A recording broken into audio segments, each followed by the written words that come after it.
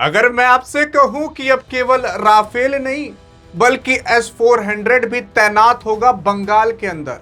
अरे वो बंगाल जहां पर बांग्लादेशी घुसपैठ करने की कोशिश करते हैं, वो बंगाल जहां तक पाकिस्तान कहता है कि अब की युद्ध कलकत्ता तक जाएगा।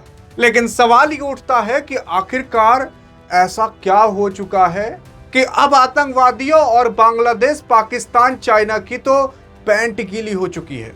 सवाल ये उठता है, क्या S-400 अब बंगाल के अंदर भी तैनात रहेगा? अरे सवाल ये भी उठता है, क्या राफेल बंगाल के अंदर जाएगा? सवाल ये भी उठता है कि आखिरकार क्यों? सवाल ये भी उठता है कि भारत अब क्या करने वाला है? और अभी भारत ने जो षड्यंत्र खेला है, सुनकर अभी आप हैरान हो जाओगे यार। अगर आप देखने की कोशिश करोगे तो खुद देख लो। यहां पर कहा जा रहा है कि पश्चिम बंगाल में सरकार ने अभी पूर्वी सीमा की सुरक्षा और वायुसेना की रणनीतिक क्षमताओं को बढ़ाने के लिए जो हासीमारा है, हासीमारा क्या है भी मैं दिखाता हूं। हासीमारा को 25 एकड़ और कलाई कुंडा में लगभग 37 एकड़ जमीन आवंटित की है। किसको? सेना को, हवाई अड्डे के लिए, वहां पर ताकि S-400, वहां पर ताकि राफेल विमान रह सके। आपको पता होना चाहिए कि बंगाल के अंदर हाल फिलहाल बीजेपी की सरकार आई है, और जब से आई है तब से भाई यही दिख रहा है कि अच्छा काम कर रही है, क्योंकि बंगाल के अंदर से बांग्लादेशियों को हटाना, बंगाल के अंदर बॉर्डर पर फेंसिंग कराना, और उसी के साथ साथ बंगाल के अंदर 2 ऐसे अड्डे वायुसेना को देना कि भैया अगर कभी लड़ाई हुई तो यह ठोकैया चालू करेंगे, दूर कहीं जाना भी नहीं पड़ेगा। और उसी के साथ साथ कई एकड़ जमीन केंद्र सरकार को देना। कई सारे ऐसे काम हुए हैं जो 15 साल से नहीं हुए थे। 15 साल का मतलब आप समझ सकते हो कि क्यों कह रहे हैं हम। और अगर सही जो बता दिया उसके कमेंट को हार्ट और पिन कर दिया जाएगा कि 15 साल तक किसकी सरकार थी बंगाल के अंदर। लेकिन यहां पर 2-2 जगह पर 25 एकड़ 37 एकड़ जमीन क्यों आवंटित की जा रही है, क्यों दी जा रही है? ये मैप अभी मैं आपको दिखाता हूं क्या होने वाला है। अरे इसलिए ताकि वहां पर सुखोई, लड़ाकू विमान, राफेल और S-400 जैसे चीजें रह सकें। यहां पर लिखा भी है कि पश्चिम बंगाल में जो अलीपुरद्वार जिले में भूटान और चीन सीमा के बेहद करीब अत्याधुनिक रणनीतिक भारतीय वायुसेना का वहां पर फॉरवर्ड बेस बनने वाला है। अब देखो मैं आपको बताता हूं पूरा का पूरा मुद्दा क्या है। देखो ये है मैप। किसका मैप है? वेस्ट बंगाल का मैप है। और इसी के ही बगल देखोगे ये बंगाल का देश है, वेस्ट बंगाल का देश है। इधर बांग्लादेश है पूरा का पूरा। ये जो आपको कलर किया हुआ दिख रहा है ये बंगाल का मैप है। इस बंगाल के मैप में 2 जगह आपको देखना है जहां पर रेड स्पॉट बना हुआ है। अब रेड स्पॉट एक तो यहां पर बना हुआ है जिसका नाम है हासीमारा। हासीमारा कहाँ है देख सकते हो, भूटान के पास है। ये ऊपर भूटान देश है, यहाँ नीचे बांग्लादेश है, और भूटान के ऊपर भी आपको पता होना चाहिए कि चाइना है। और ये कलाई कुंडा वेस्ट बंगाल में यहाँ नीचे की ओर है। अब यहाँ पर भारतीय वायुसेना के एयर बेसेस हैं। ये जो एयर बेसेस है कहीं 37 एकड़, कितने एकड़ मैंने आपको बताया, उतने एकड़ अब जमीन दी जाएंगी ताकि भारत का S-400 आकर यहां पर तैनात हो सके। अब सोच कर देखिए, अगर भारत का S-400 एक ठो यहां पर आकर तैनात हो गया तो लगभग आधे ज्यादा बांग्लादेश, उधर चाइना, इधर नेपाल, उधर भूटान, कईयों देश कवर होंगे केवल एक जगह पर S-400 रखकर। और आपको पता होना चाहिए कि भारत ने रूस से काफी समय पहले 5 S-400 खरीदे थे। 5 S-400 का स्क्वाड्रन खरीदा था।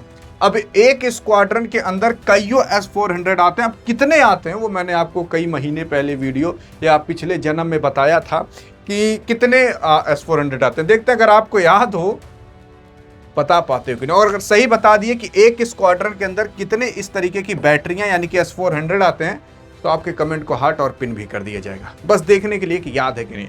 ऐसे 5 स्क्वाड्रन भारत ने खरीदे थे। एक स्क्वाड्रन अब वहां पर तैनात किया जाएगा।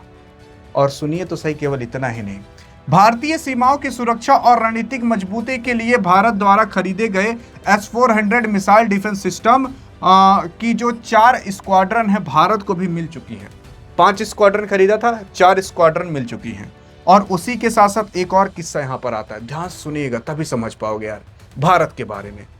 देखो यहां पर चुंबी घाटी है। चुंबी घाटी मैं आपको दिखाता हूँ कहाँ है। ये देख रहे हो, ये सिलीगुड़ी कॉरिडोर है, भारत का चिकन नेक भी कहा जाता है। यहाँ पर है चुंबी घाटी, ध्यान से देखिएगा, ये याद रखिएगा। देखो भूटान है यहाँ, इधर चाइना, इधर नेपाल है, इधर बांग्लादेश, ये चुंबी घाटी, ठीक है।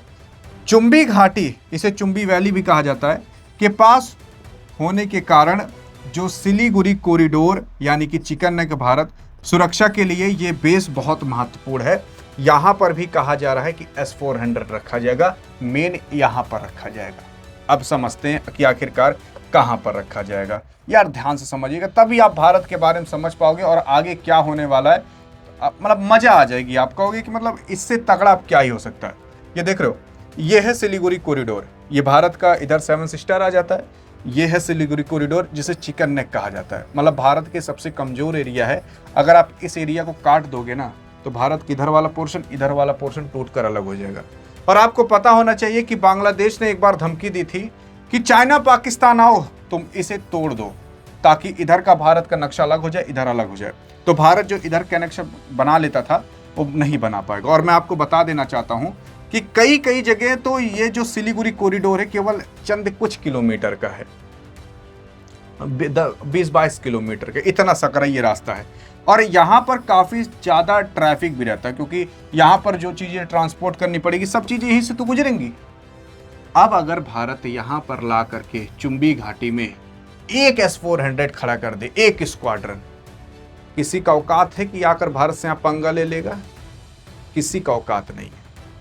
और मैं आपको बताऊं, जब बांग्लादेश में भी जब पूर्व प्रधानमंत्री, वो क्या नाम था उसका, हाँ मोहम्मद यूनुसवा, उसने कहा था कि हम यहाँ पर पाकिस्तान और चाइना के लिए जो हमारा एयर बेस है उसको पूरी तरीके से छूट देते हैं कि अगर कभी भी भारत खिलाफ लड़ाई करना हो तो यहाँ पर हमारा वाला air base Pakistan China use कर सकते हो। तो आप सोच कर देख लीजिए चिकन नेक के कितना पास है। और बांग्लादेश दे भी दिया था वो एयर बेस, तुम लड़ाई कर सको।